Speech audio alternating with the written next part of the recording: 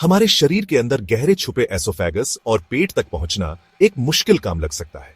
यह प्रक्रिया जटिल और चुनौतीपूर्ण प्रतीत हो सकती है, लेकिन आधुनिक चिकित्सा विज्ञान ने इसे काफी सरल और सुरक्षित बना दिया है। लेकिन स्पेशल टूल्स और टेक्निक्स के साथ इन एरियाज से सेल्स कलेक्ट करना सेफ और आसान है।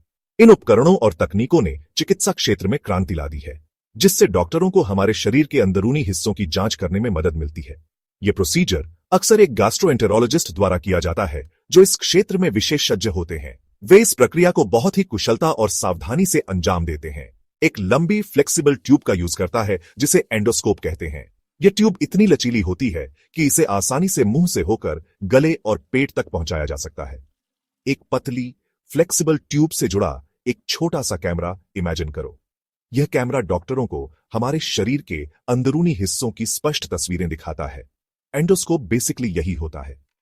यह उपकरण डॉक्टरों को हमारे शरीर के अंदरूनी हिस्सों की जांच करने में मदद करता है, जिससे वे किसी भी समस्या का पता लगा सकते हैं। इसे आराम से मुंह से होते हुए एसोफेगस और फिर पेट में डाला जाता है, जिससे डॉक्टर मॉनिटर पर इन ऑर्गन्स की लाइनिंग देख पाते हैं।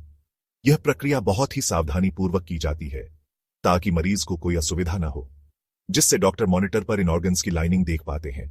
मॉनिटर पर दिखने वाली तस्वीरें डॉक्टरों को यह समझने में मदद करती हैं कि क्या कोई असामान्यता है। एंडोस्कोप सही जगह पर पहुंचने के बाद डॉक्टर उस क्षेत्र की बारीकी से जांच करते हैं। यह सुनिश्चित करने के लिए कि वे सही स्थान पर हैं, वे मॉनिटर पर लगातार नजर रखते हैं। एक छोटा सा ब्रश इसके जरिए उस सस्पिशियस एरिया से सेल्स कलेक्ट करने के लिए डाला जाता है। यह ब्रश बहुत ही नाजुक होता है और इसे विशेष रूप से इस काम के लिए डिजाइन किया गया है। ये ब्रश स्पेशली डिजाइंड होते हैं, जिससे सरफेस लाइनिंग से थोड़े से सेल्स बिना किसी तकलीफ के स्क्रैप किए जा सके। यह प्रक्रिया बहुत ही कोमल होती है और मरीज को कोई दर्द नहीं होता। फिर इन कलेक्टेड सेल्स को केयरफुली ब्रश से निकालकर माइक्रोस्कोप के नीचे एग्जामिन करने के लिए तैयार किया जाता है। इन सेल्स की जांच से डॉक्टर यह पता लगा सकते हैं कि क्या कोई बीमारी या असामान्यता है। यह पूरा प्रोसेस डालने से लेकर निकालने तक आमतौर पर कुछ ही मिनट लेता है। यह प्रक्रिया इतनी तेज और प्रभावी होती है कि मरीज को ज्यादा समय तक अस्पताल में रुकने की जरूरत नहीं होती और डाइजेस्टिव हेल्थ कंडीशंस का पता लगाने में बहुत इंपॉर्टेंट रोल निभाता है। यह प्रक्रिया डॉक्टरों को हमारे पाचन तंत्र की समस्याओं का सही समय पर पता लगाने और उनका इलाज करने में मदद करती है। सेल्स कलेक्ट हो जाने के बाद उन्हें सही तरीके से प्रिजर्व करना बहुत जरूरी है। यह प्रक्रिया न केवल कलेक्टेड सैंपल्स की इंटेग्रिटी को बनाए रखने के लिए महत्वपूर्ण है, बल्कि यह सुनिश्चित करने के लिए भी है कि डायग्नोसिस के लिए सबसे सटीक और रिलायबल इंफॉर्मेशन प्राप्त हो सके। प्रिजर्वेशन प्रक्रिया को किसी क्राइम सीन से मिले नाजुक एविडेंस को प्रोटेक्ट करने जैसा समझो। जैसे क्राइम सीन एविडेंस को केयरफुली हैंडल किया जाता है, वैसे ही कलेक्टेड सेल्स को भी बहुत ध्यान से प्रिजर्व करना पड़ता है। कोई भी डैमेज या कंटेमिनेशन सेल्स को बदल सकता है और डायग्नोसिस की एक्यूरेसी को अफेक्ट कर सकता है। इसलिए कलेक्शन के तुरंत बाद सेल्स वाले ब्रश को आमतौर पर एक स्पेशल लिक्विड में डाला जाता है, जिसे फिक्सेटिव कहते हैं।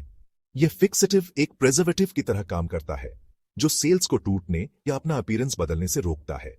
यह प्रक्रिया सेल्स का उनकी करंट स्टेट में स्नैपशॉट लेने जैसा है, इंश्योरिंग कि वो लैब पहुंचने तक अनचेंज्ड रहे। फिक्सेटिव का चुनाव टेस्ट के टाइप पर डिपेंड करता है, लेकिन गोल हमेशा एक ही होता है, एक्यूरेट एनालिसिस के लिए सेल्स की इंटेग्रिटी मेंटेन करना। प्रॉपर प्रिजर्वेशन साइटोलॉजी प्रोसेस का एक क्रिटिकल स्टेप है, इंश्योरिंग कि कलेक्टेड सैंपल्स डायग्नोसिस के लिए सबसे रिलायबल इंफॉर्मेशन प्रोवाइड करें। प्रिजर्वेशन के दौरान यह भी ध्यान रखना पड़ता है कि सैंपल्स को सही टेम्परेचर पर रखा जाए। टेम्परेचर वेरिएशंस भी सेल्स की क्वालिटी को अफेक्ट कर सकते हैं, इसलिए सैंपल्स को एक कंट्रोल्ड एनवायरनमेंट में स्टोर करना बहुत महत्वपूर्ण है। इसके अलावा ट्रांसपोर्टेशन के दौरान भी सैंपल्स की सेफ्टी इंश्योर करना जरूरी है। सैंपल्स को सिक्योर कंटेनर्स में रखा जाता है ताकि वो किसी भी फिजिकल डैमेज से बचे रहे। ट्रांसपोर्टेशन के दौरान यह भी सुनिश्चित किया जाता है कि सैंपल्स को जल्दी से जल्दी लैब पहुंचाया जाए, ताकि उनकी क्वालिटी में कोई कमी ना आए। प्रिजर्वेशन और ट्रांसपोर्टेशन के इन सभी स्टेप्स का एक ही उद्देश्य है, कलेक्टेड सेल्स की इंटेग्रिटी को बनाए रखना और डायग्नोसिस के लिए सबसे एक्यूरेट रिजल्ट्स प्राप्त करना।